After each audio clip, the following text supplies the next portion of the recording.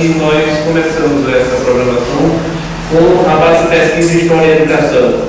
A gente fez aos poucos tirando a nossa programação funcionar base dentro do grupo de pesquisa da gente, e a gente está cada vez mais dando maior publicidade, quando não é acessível a discussões da nossa base de pesquisa, do nosso grupo de pesquisa.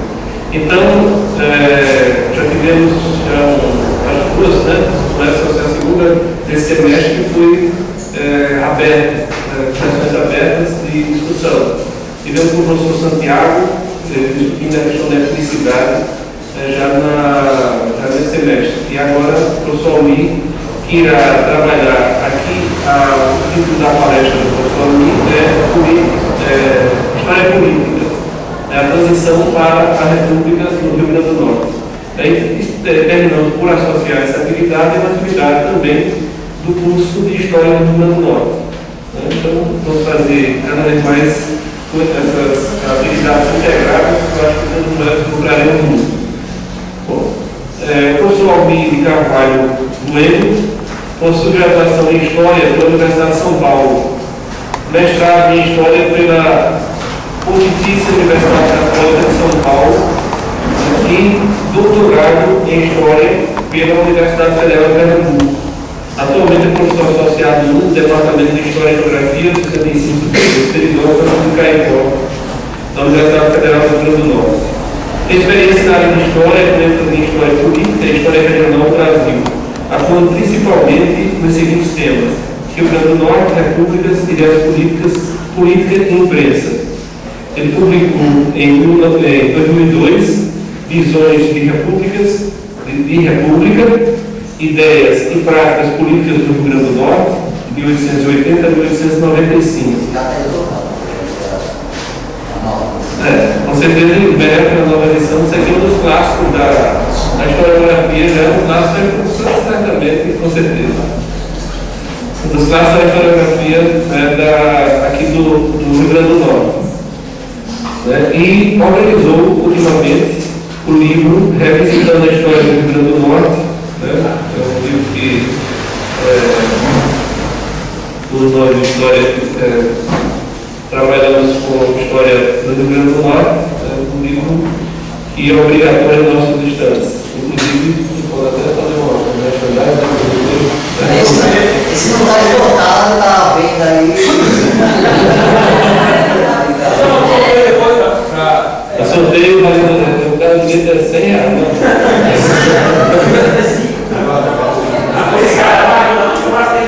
Bom, então nós teremos o prazer de escutarmos e debatermos com o professor Almir.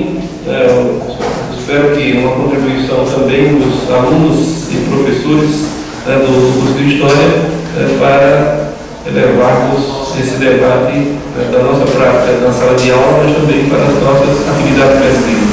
Então, a todos, muito obrigado. Respondendo ao professor, a disponibilidade e a gentileza do professor Almir compartilhar o saber dele conosco.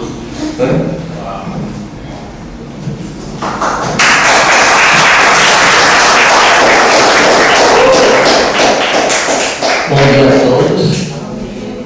Gostaria, em primeiro lugar, de agradecer a gratidão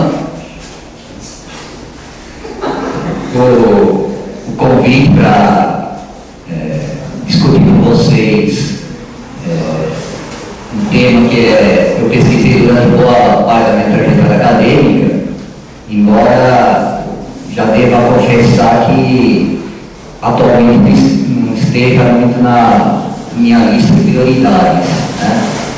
De qualquer maneira, a maneira como os seres humanos pensaram o mundo em que nasceram e muitas vezes agiram e agem para transformá-lo, ou também mantê-lo do jeito que encontraram, ainda me fascina.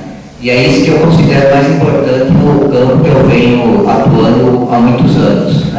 A história política, mais propriamente a história das ideias políticas. Então é sempre um prazer debater com estudantes, colegas, professores, temas que a gente dedicou uma boa parte da nossa vida acadêmica.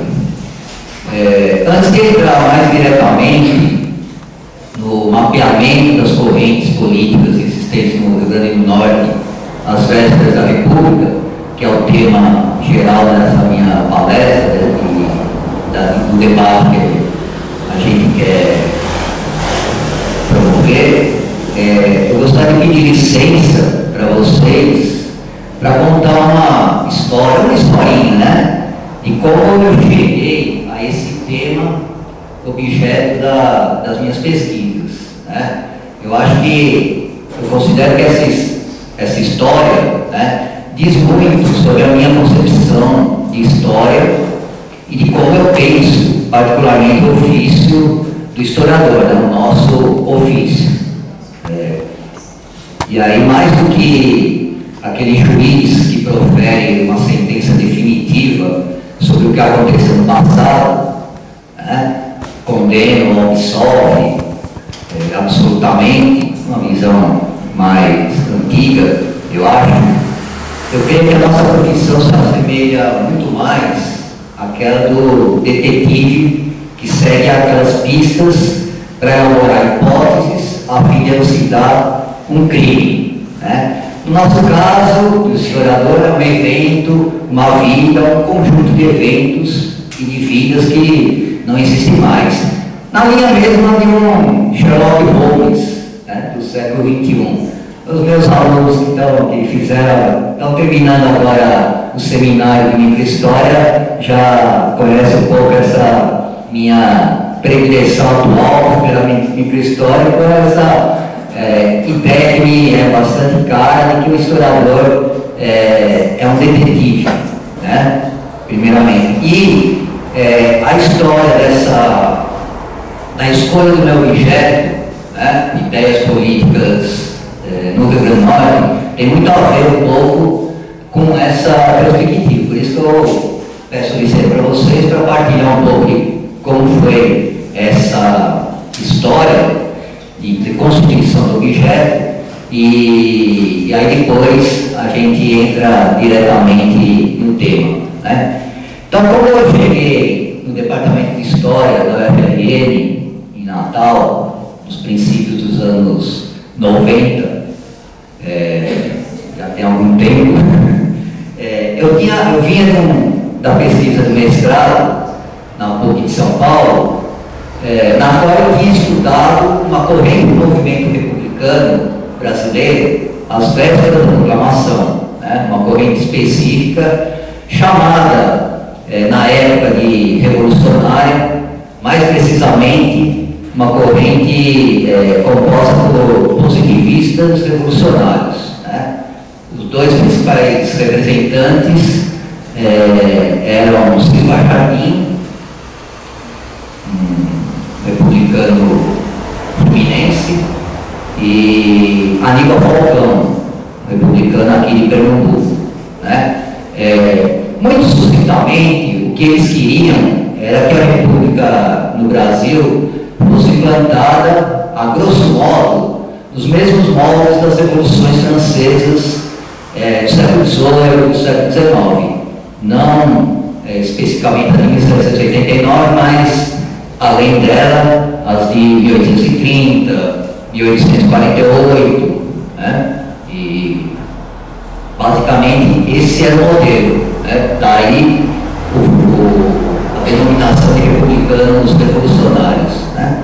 A discussão se eram revolucionários ou não, a discussão sobre o que é ser revolucionário, revolução é uma outra questão que depois a gente pode até comentar alguma coisa, né? Mas era principalmente para distinguir esse grupo do outro grupo majoritário presente no movimento republicano da época, que era liderado pelo Quintino Bocaiúva, que se denominou de republicanos revolucionistas, que iriam atingir a República gradualmente, através das eleições, de um processo bem mais moderado, digamos assim.